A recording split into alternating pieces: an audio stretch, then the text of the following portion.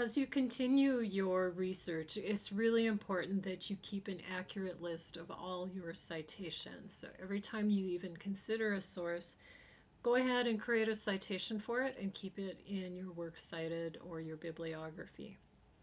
So I found a really quick and easy way for you to gather your resources and create citations for all of them, and it's called MyBib, MYBIB. And it's a free resource. It doesn't require you to download anything, and it doesn't limit you like some other citation generators have. So when you first open it, it has you as my first project there.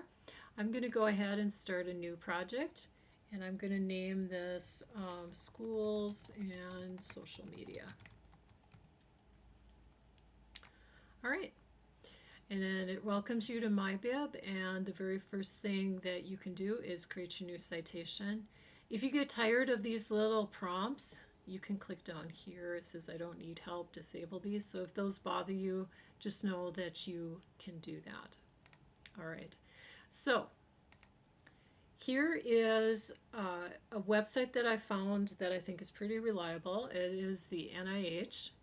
And I found an article specifically about social media surveillance in schools. And I'm thinking, this sounds really good. And I notice it's fairly recent. It's from November of 2020. So this might be something that I want to use. So to use MyBib, all you need to do is copy the URL, go back to MyBib, hit New Citation. This is a website. So I'm going to paste in the URL. And sometimes it'll give you a couple different hits if the URL that you're entering has more than one article on it. This one, it's just this article, so this is indeed the one that I want. And notice you also have a little credibility check built in here, and you can see that I got a green light on this one. It's an ideal source to cite from, it says. So it's another nice little reassurance that, you know, we picked out something that's pretty good. All right, so we're going to click on that. And then if you need to change or add anything, you can do this here. So I'm going to double check. Those were the authors. It's the name. Yep, published in 2020. There's one thing I do want you to change for websites. So click yes, the article is online, and then include the date that you accessed it. So we're going to put in 2026, and it is March, and today is 06. All right, save. The reason I want you to put in the access date is I think we've all had the experience where you go and look at a website one day and then it's changed the next. So that's why to add that. All right, so there is my citation for the website.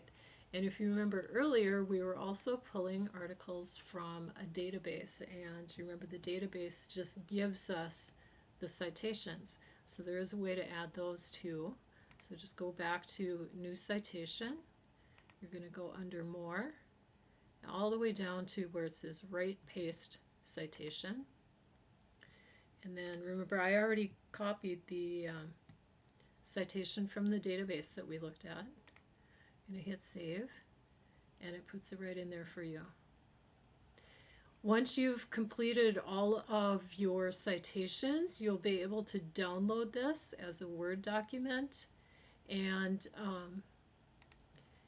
then submit that with your final essay. So this is just a really good resource to use, and as always, if you have questions, please contact me.